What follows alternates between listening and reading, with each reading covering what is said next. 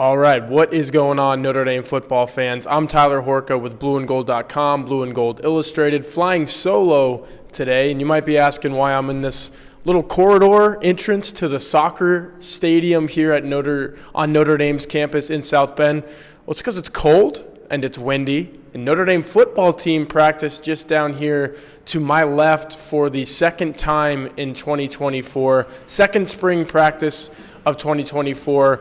They might as well call it winter practice. I'm huddled in this little corridor because, like I said, it's cold, it's windy. If I was out there, the tripod would be blowing around. Just would not be a conducive environment to bring you this Notre Dame football update. So, second practice for Notre Dame. They took really almost 2 weeks off for spring break last week. The last time that we saw these guys was March 7th. That was strategic on the part of Notre Dame head coach Marcus Freeman. He said he wanted to get one practice out of the way, get some notes, get some time for himself to study. While some of these guys were playing golf, were at the beach, were doing whatever they were, probably not here in South Bend. Like I said, it's been a little cold. Marcus Freeman was here in South Bend, and he was studying that tape and learning a little bit more about his 2024 football team. We learned a little bit more about those guys here today, and I'm going to bring you some practice reports. So not a lot. Again, these guys were wearing helmets and shorts and jerseys, really. No thigh pads, not the usual chest protector, shoulder pad type of deal. So it was really just a going through the motions type of practice here today. Howard Cross, Riley Mills were not even practicing, so if that tells you anything about those are two of the most important guys that Notre Dame has, especially defensively on this roster. They were kind of taking mental notes and observing from the sidelines. All of the quarterbacks were in session today, from Riley Leonard, the Duke transfer, to Steve Angeli, to Kenny Minchie and C.J. Carr, the true freshman. They were out and about today. Sam Hartman was here. Notre Dame's pro day is tomorrow, which is Thursday the 21st. So Blake Fisher, Joe Alt, those guys were in attendance watching today's practice. Just the normal stretching lines at the beginning, and then they went into some field goal kicking. So another transfer is obviously Mitch Jeter from South Carolina. He is projected to be Notre Dame's #1 kicker this year.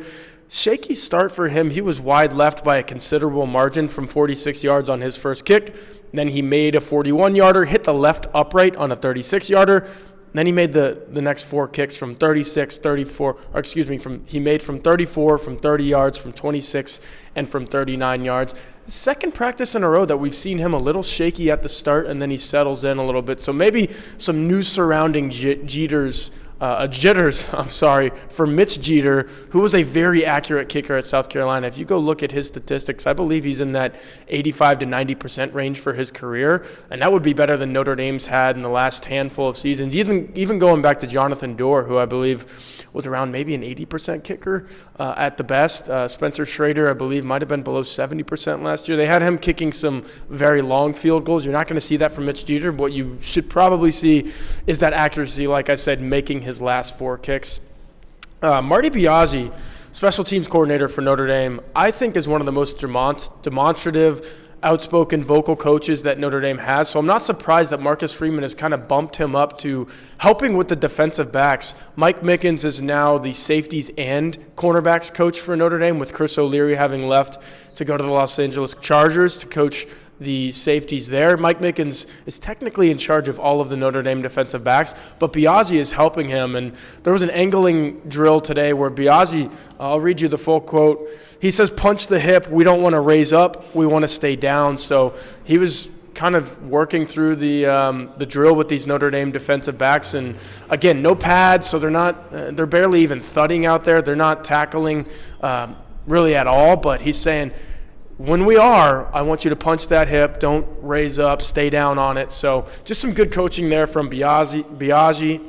Notre Dame wide receiver Jordan Faison actually went through some drills today, which was a bit of a departure from what he did 2 weeks ago in that first practice, where he didn't do much of anything. He just stood. He did the Riley Mills. He did the Howard Cross, taking those mental notes. He put a helmet on today, ran some routes, caught some passes. So that was a bit of a bump up. We'll continue to monitor what he's doing in the spring. The tight ends group is very thin right now. It's really Eli Raridan, Cooper Flanagan, Jack Larson, the true freshman, and then everybody else. And everybody else is really just a bunch of walk-ons. That's what this group is right now, with Mitchell Evans and Kevin Bauman rehabbing their ACL injuries.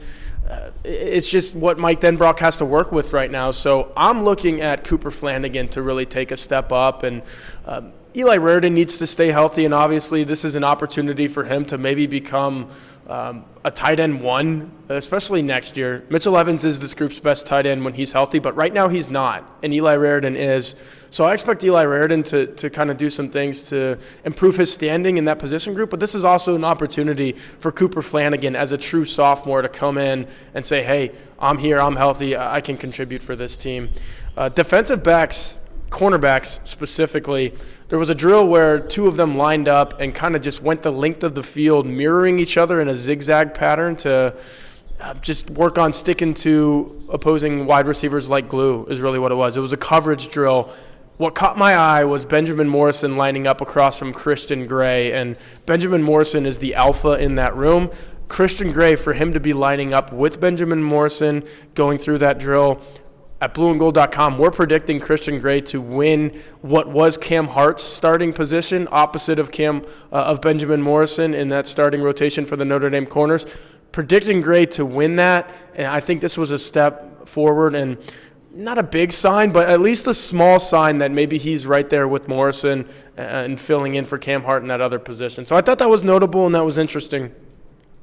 Back to the quarterbacks.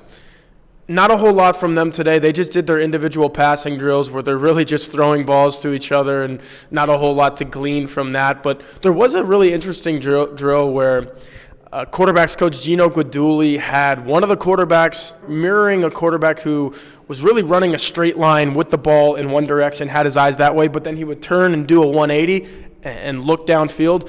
To me, it was a drill designed to have these quarterbacks reacting accordingly when they have instant pressures. Because many times you'll see, especially on play action, where a quarterback drops back, he has the ball in his hand, he's looking one way, faking like he's going to hand off to a running back, and then all of a sudden he has to turn around and survey his options. And sometimes, whether it's a defensive coordinator that really dials up a good stunt, a good blitz, all of a sudden there's somebody in that quarterback's face. How does he react?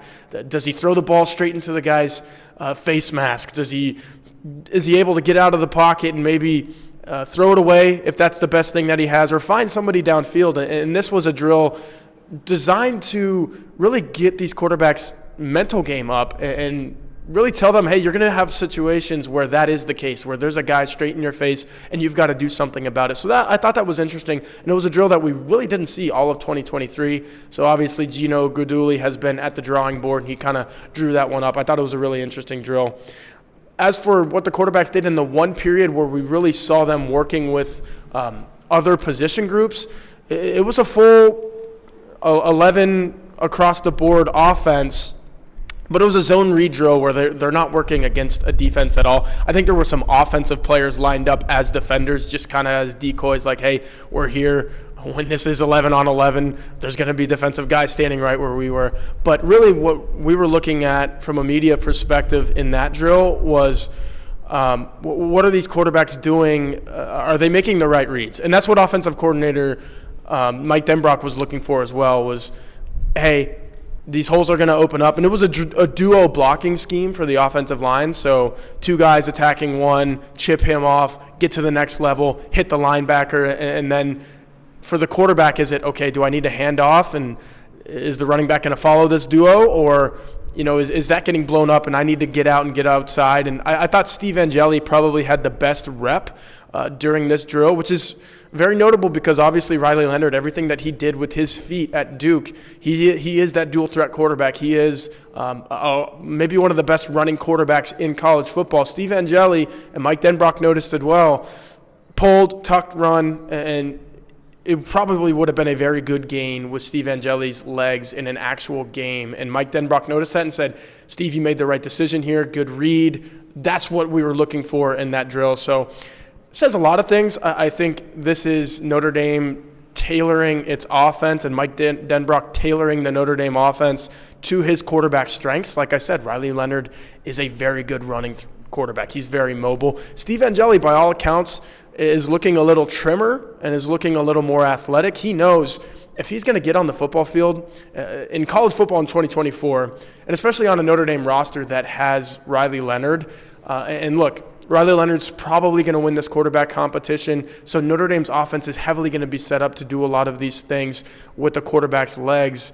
I think that Steve Angeli is kind of adapting his game and kind of upping his game and really improving himself in that area. And if he does, Notre Dame's offense is better for it, and Steve Angeli is obviously better for it for the rest of his career. So, again, this was not to say that Steve Angeli was quarterback number one today, but he did run out there in that drill first with a hodgepodge offensive line. Let me tell you the offensive line that Riley Leonard, this should give it away right here. He was taking snaps from sophomore Joe Otting. There was a couple sophomores on the left side of that offensive line as well, with Sam Pendleton at the guard position, Sullivan Absher at the tackle position on that side. So Riley Leonard's not going to be playing behind those guys if he does indeed win the starting job, and he is the one that runs out there first against Texas A&M on August 31st in College Station. This was just a drill designed to get everybody 11 across the board on the offense, knowing what they're supposed to do on these zone read plays. And there was even a pass thrown to Deion Colzie out of this set. I think Riley Leonard is the one that made the throw, where Deion Colzie was in motion. It looks like it's going to be duo all the way. Total, and it's an RPO in that instance because it could have been a handoff. It could have been a quarterback run, but it was a dump off to Deion Colzie. So it was a glimpse into what this Notre Dame offense will look like in its very base form under Mike Denbrock, and I thought that was very interesting. So that'll do it for this practice report. Again, we only saw about half an hour, a lot of stretching, a lot of individual work, but that last 5 minutes where we got to see a glimpse into the Notre Dame offense was very interesting, and we'll keep an eye out for more of that as Notre Dame's spring practice slate moves along in the lead up to the Blue Gold game, which will be on April 20th. So, again, I'm Tyler Horka, flying solo today for blueandgold.com, Blue and Gold Illustrated.